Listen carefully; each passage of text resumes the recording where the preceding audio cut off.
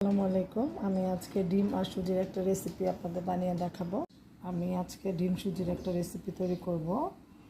রেসিপিটা তৈরি করার জন্য আমি এখানে 3টে ডিম নিয়েছি। ডিম সুজির রেসিপিটা তৈরি করার জন্য এখানে 3টে ডিম নিয়েছি। ডিমগুলোকে এখন ভেঙে নিব।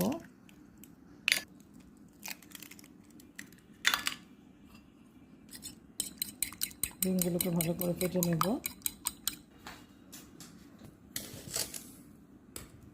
এখানে বড় চামচের 1 চামচ চিনি দিয়ে দিলাম। চিনিটা ভালো করে কেটে নেব। কাপের মতো সুজি দিয়ে দিলাম।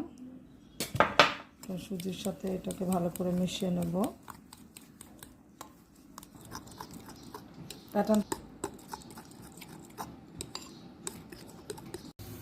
এখন এই পিঠেগুলোকে ডুবো তেলে